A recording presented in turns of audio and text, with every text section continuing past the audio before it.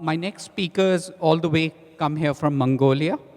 So Dr. Bolormaa is the president of the Intermed Hospital director, and she is actually going to tell us about the healthcare technology journey in Mongolia. Over to you, Doctor. So good morning, everybody. And first of all, it's my great honor and pleasure to be part of this conference.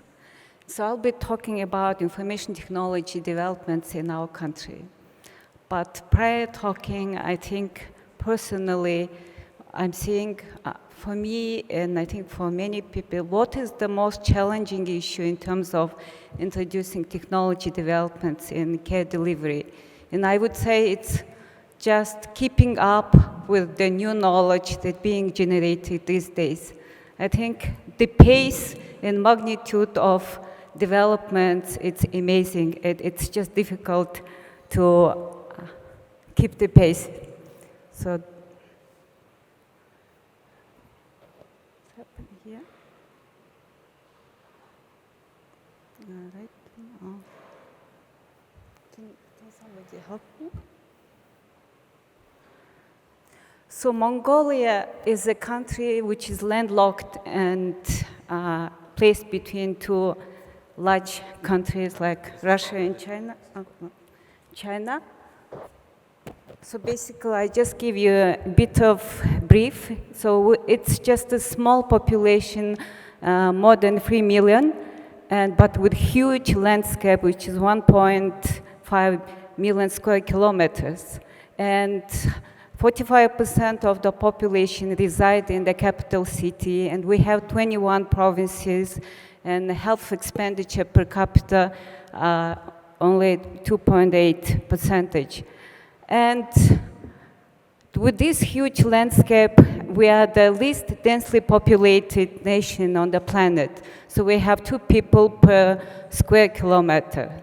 And it makes huge difference developing IT technology solutions in the country. So in terms of the connectivity, actually, our country is doing quite good.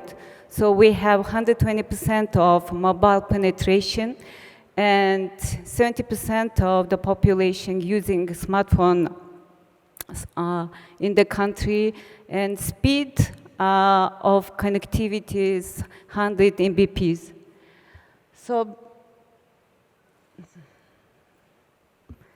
So what is the challenges within the healthcare system is the geographical disparity. So huge landscape, and nearly half of the population, they've been spread on the territory. It's mainly herdsman families. And so we have more than 80 million livestock in the country. So basically, these nomad families live in various parts, and geographical, we have been economical and geographical outreach is a big challenging issue in the country. So besides Mongolia experiences deviation in the clinical practice, in some parts we have good quality of care, but in many parts we have under substandard quality of care. And of course, delivery reaching this in provinces, patients is historically being a costly aspect. But what information technology can do in Mongolia and what difference it can bring, it's really, I think the information technology will seize the problem of proximity, and also population just being small, 3.5 million, it also put limits on development of provision of all subspecialty high capex services. That's why we have also shortage of skilled subspecialized professionals, and the technology development is also going to be a solution for this problem. One other good thing is that Mongolian population literacy rate is relatively high, and it allows very good acceptance of new developments, and various interventions is providing good impact at the national level. And the fact the economy is growing also, it's make difference in people's affordability to get services.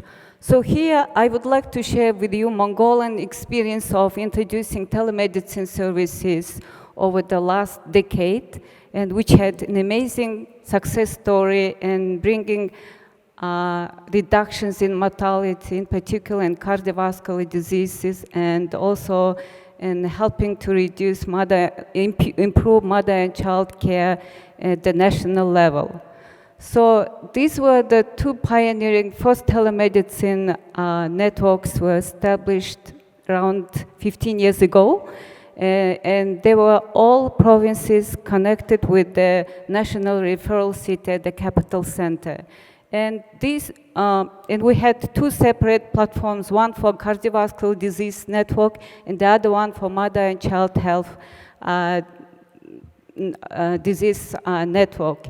So, and these platforms played amazing instrumental impact in overall building capacity of health professionals nationwide in these two fields, and which resulted the profound impacts on reducing mortality and mobility in these two areas.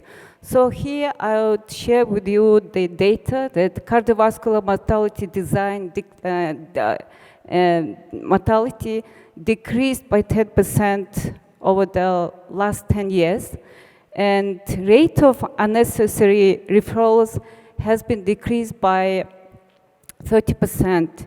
And Professor Sarang explained about behavioral pattern of patients using telemedicine. And from our experience, we have complementary experience of how behavioral health professionals have been changed through utilization of telemedicine and networking. So basically, to share our lessons learned, and we could see what were the main key factors that influenced the brief interventions, these telenetwork activities to be successful. It's that during this project, the main diagnostic equipments were supplied to all provinces, cardiovascular, especially cardio ultrasound machines, and telemedicine network established, and there was extensive capacity building program running using this platform. There were online trainings, online consultations among doctors. Also, there were national conferences gathering all cardiologists at the referral national center and the capital center. There were trainings also abroad. So this actually made huge interaction among all cardiologists at the national levels. So basically, it became such a big national team inspired with all these innovations and the effects they had in their daily care delivery. And also referral center was strengthened with some diagnostic and treatment capabilities. So, and as success breeds success, because of the success of these interventions, this project was extended to cover mother and child health care. And today, our mother and child, especially maternal mortality rate and neonatal, prenatal mortality rate is slowly decreasing due to this national expanded telenetwork services.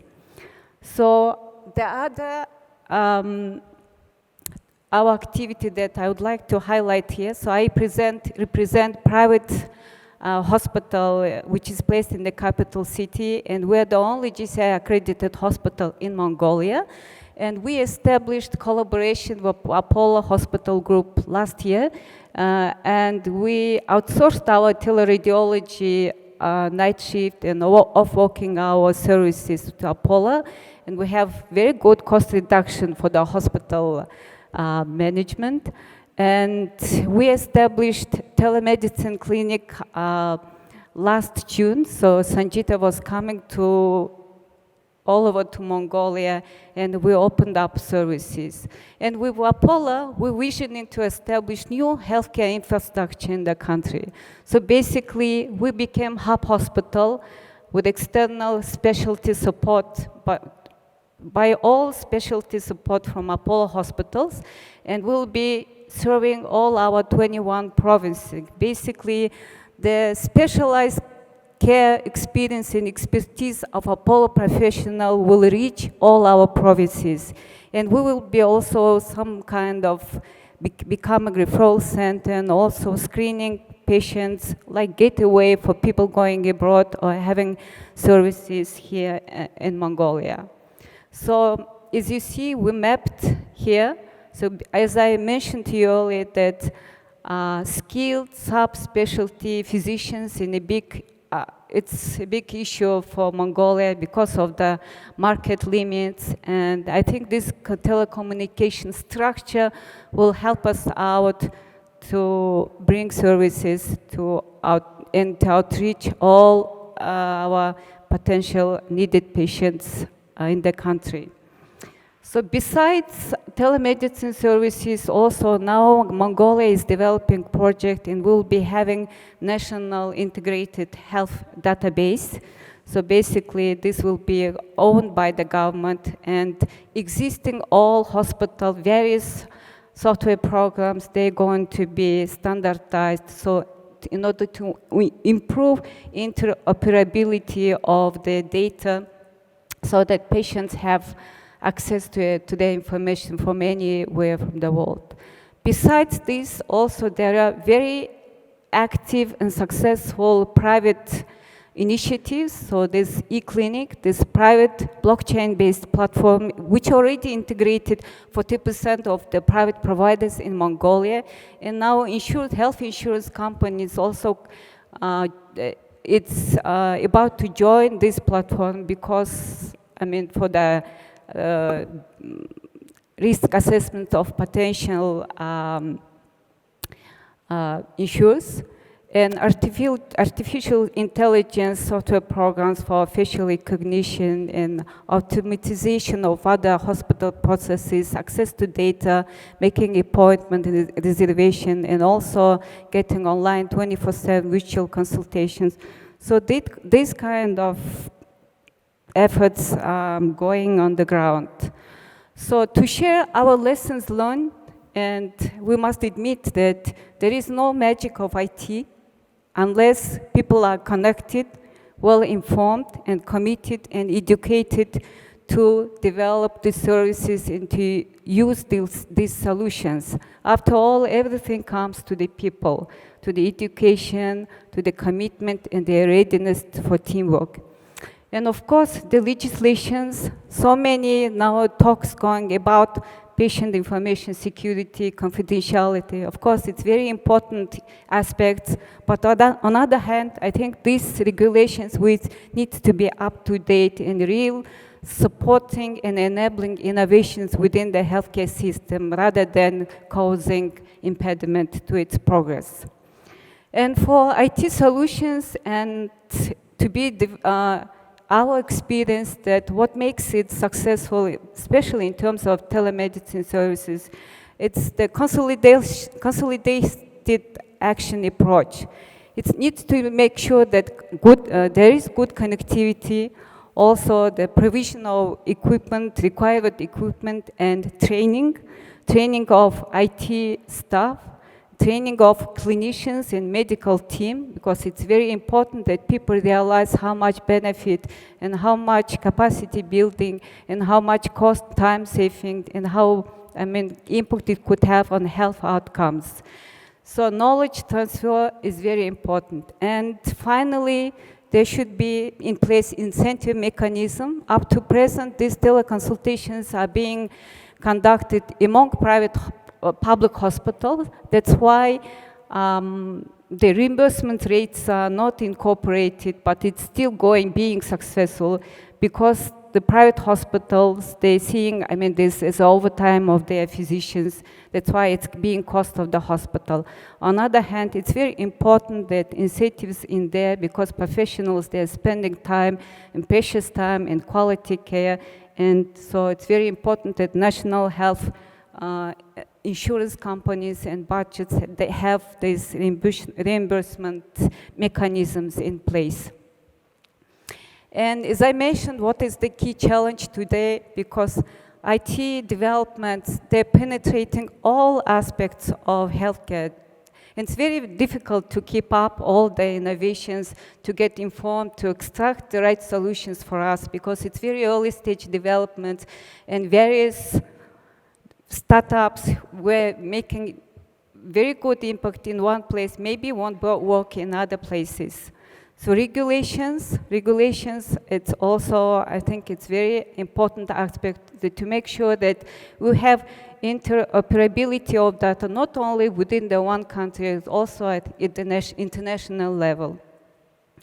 And as mentioned to you earlier, the mobile health applications and virtual consultations, all these there needs to be mechanisms for the funding.